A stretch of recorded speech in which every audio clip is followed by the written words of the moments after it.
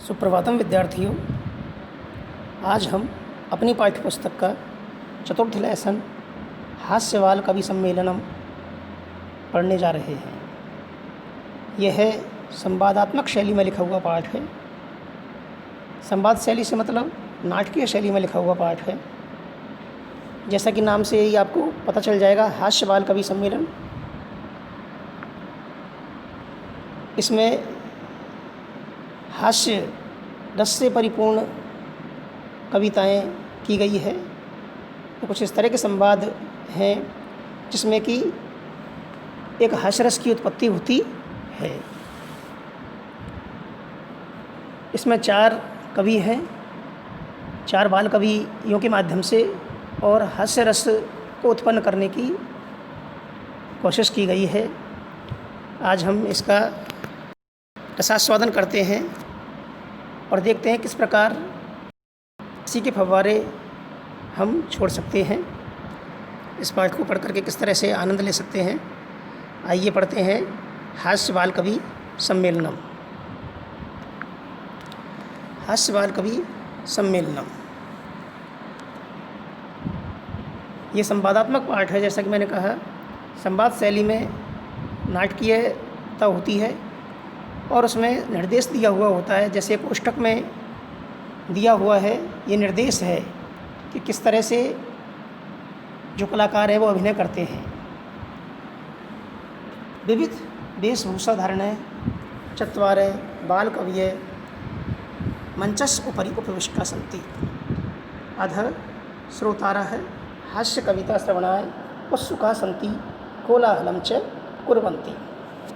विविध वेशभूषा धारणय चत्वारः बालकवयः मंचस्य उपरि उपविष्टाः सन्ति।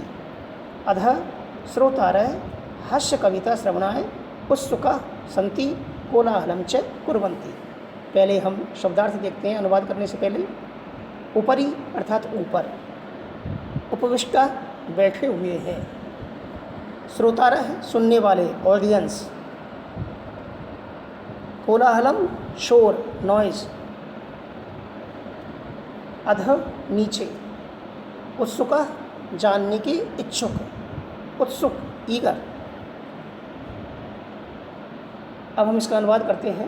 विविध वेशभूषा धारणय, विविध विभिन्न प्रकार की वेशभूषा धारणय, वेशभूषा धारण किए हुए, चत्वारः 4 बाल कवयः बाल कवि, विभिन्न प्रकार की वेशभूषा धारण किए हुए 4 बाल कवि। बाल कवि से तात्पर्य जिनकी उम्र 18 वर्ष से कम है, जो बालक हैं, बालक रूप में हैं, बाल कवि। मंचस्य उपरि उपविष्टा सन्ति, मंचस्य मंच के ऊपर, उपविष्टा बैठे हुए, सन्ति हैं। विविध वेशभूषा धारणय विभिन्न प्रकार की वेशभूषा धारण किए हुए, चत्वारः बाल कवयः 4 बाल कवि, मंचस्य उपरि मंच के ऊपर, उपविष्टा सन्ति बैठे हुए हैं। अधः नीचे अर्थात मंच के नीचे सामने, श्रोतारः श्रोतारः सुनने वाले ऑडियंस, हास्य कविता श्रवणाय हास्य कविता सुनने के लिए, हास्य रस की कविता सुनने के लिए, उत्सुका सन्ति उत्सुक हैं, कविता सुनने के लिए उत्सुक हैं, लालायित हैं, इच्छुक हैं। कोलाहलम च कुर्वन्ति और कोलाहलम कुर्वन्ति शोर कर रहे हैं, आवाज़ कर रहे हैं। अगला है दूसरा पैराग्राफ है।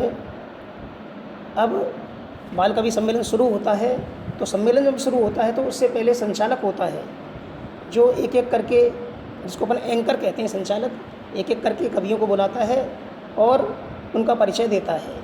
तो संचालक पहले कहता है, अलम कोलाहलेन अद्य परमहर्षस्य अवसरः यत् अस्मिन् कवि सम्मेलने काव्यहन्तारः कालयापकाश्च भारतस्य हास्यकविधुरन्धराः समागताः सन्ति।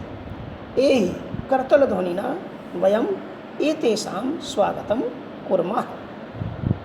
संचालक क्या कहता है? संचालक अलम कोलाहलेन अद्य परमहर्षस्य अवसरः यत् अस्मिन् कवि सम्मेलने काव्यहंतारः कालियापकाश्च भारतस्य हास्यकवि धुरंधरः समागताः सन्ति एहि करतलध्वनिना वयम एतेषां स्वागतम कुर्मः। शब्दार्थ देखते हैं इसके। काव्यहंतारे, काव्यहंतारे अर्थात काव्य को नष्ट करने वाले, काव्य को नष्ट करने वाले, ऐसे कवि जो काव्य को नष्ट करते हैं। अनडूअर्स ऑफ पोएट्री। देखिए कवि जो होते हैं वो काव्य को नष्ट नहीं करते हैं, लेकिन चूंकि ये हास्यवाल कवि सम्मेलन है, हमने पहले हास्य की बात कही है, तो इसमें हंसाने के लिए इस तरह के शब्दों का प्रयोग किया गया है। तो इस बात को तो हमें समझना है, हंसी कैसे पैदा होती है, हंसी के लिए समझना भी बहुत आवश्यक है। यदि हमारे पास समझने का दिमाग नहीं है तो हम हंस नहीं सकते हैं। तो इसलिए यदि हम ध्यान से सुनेंगे तो निश्चित रूप से हमको हंसी आएगी। काव्यहंतारे, काव्य को नष्ट करने वाले, कालियापका, समय को नष्ट करने वाले, कालियापका, समय को नष्ट करने वाले, जो टाइम को वेस्ट करते हैं, दोज हु वेस्ट टाइम, वे लोग जो टाइम को नष्ट करते हैं, कालियापका। धुरंधरा, धुरंधर यानी अग्रणी, श्रेष्ठ, प्रोमिनेंट, अग्रणी, श्रेष्ठ, प्रोमिनेंट। एहि, आइए, प्लीज़ कम, एहि, आइए। करतल ध्वनिना, करतल ध्वनिना, करतल ध्वनि तालियों से, विद क्लैपिंग, विद एप्लॉज, तालियों से, एतेषाम, इनका। अब अनुवाद करते हैं। संचालक महोदय कहते हैं, अलम कोलाहलेन, शोर मत कीजिए। अलम का प्रयोग तृतीया विभक्ति के साथ होता है किसी कार्य से रोकने के लिए। यहाँ पर शोर करने से रोका गया है, मना किया गया है, तो इसलिए कोलाहलेन में तृतीया विभक्ति आई है अलम के योग में। अलम कोलाहलेन, शोर मत कीजिए। अद्य परम हर्षस्य अवसर, आज परम हर्षस्य अवसर है, आज बहुत प्रसन्नता का अवसर है, आज परम हर्ष का अवसर है। यत की अस्मिन कवि सम्मेलने, इस कवि सम्मेलन में, काव्यहंतारे, काव्य को नष्ट करने वाले, कालियापकाश्च, और समय को व्यर्थ ही नष्ट करने वाले, भारतस्य, भारत के, हास्य कवि धुरंधरा, भारत के हास्य कवियों में अग्रगण्य, अग्रणी, श्रेष्ठ, समागता, आए हुए, संति हैं। एहि, आओ, करतल ध्वनिना, तालियों की ध्वनि से, तालियों की आवाज़ से, वयम, हम सब, एतेषाम, इनका, स्वागतम कुर्मे, स्वागत करते हैं। तो अलम कोलाहलेन, शोर मत कीजिए। अद्य परम हर्षस्य अवसर है, आज बड़े हर्ष का अवसर है कि अस्मिन कवि सम्मेलन, इस कवि सम्मेलन में, काव्यहंतारे, काव्य को नष्ट करने वाले, कालियापकाश्च, समय को नष्ट करने वाले, व्यर्थ नष्ट करने वाले, भारतस्य हास्य कवि धुरंधरा, भारत के हास्य कवि में अग्रगण्य, समागता, संति, आए हुए हैं। एहि करतल ध्वनिना वयम एतेषाम स्वागतम कुर्मे, आओ करतल ध्वनि से, तालियों की आवाज़ से हम इनका स्वागत करते हैं। अगला पैराग्राफ है। आज हम इसकी प्रथम अनुवृत्ति में केवल 3 ही पैराग्राफ पढ़ेंगे, 3 कल पढ़ेंगे। अब गजाधर नाम का कवि आता है और अपनी काव्य प्रस्तुत करता है। सर्वेभ्यो रसिकेभ्यो नमो नमः। प्रथमं तावत् अहम आधुनिकं वैद्यम उद्देश्य स्वकीयं काव्यं श्रावयामि। वैद्यराज नमस्तुभ्यं यमराज सहोदरा, यमस्तु हरति प्राणान् वैद्य प्राणान् धनानि च, सर्वे उच्चैः हसन्ति। गजाधर अपना काव्य प्रस्तुत करता है। सर्वेभ्यो ऐरसिकेभ्यो नमो नमः। प्रथमं तावत् अहम आधुनिकं वैद्यम उद्देश्य स्वकीयं काव्यं श्रावयामि। वैद्यराज नमस्तुभ्यं यमराज सहोदर यमस्तु हरति प्राणान् वैद्य प्राणान् धनानि च, सर्वे उच्चैः हसन्ति। अब इसमें श्लोक आया हुआ है, श्लोक का हमको अन्वय करना पड़ेगा, तभी जा करके हम इसका सही ढंग से अर्थ कर पाएंगे। तो श्लोक का अन्वय होगा इसके का, वैद्यराज यमराज सहोदर। वैद्यराज और यमराज सहोदर दोनों ही संबोधन है। यमराज सहोदर वैद्यराज का विशेषण है यहाँ पर। तुभ्यम नमः, यमे तु प्राणान हरति, वैद्य प्राणान धनानि च, ये इसका अन्वय हुआ। और अब इसके शब्दार्थ हम देखते हैं। अरसिकेभ्य, अरसिकेभ्य अर्थात नीरस जनों को, जो इंटरेस्टिंग नहीं है, कविता में जो इंटरेस्ट नहीं लेते हैं, उनको कहते हैं हम नीरस लोग। अरसिक, अरसिक जो रस नहीं लेना जानते हैं कविता का। आधुनिकम आजकल के, आधुनिक समय के। उद्देश्य लक्ष्य करके, उद्देश्य करके।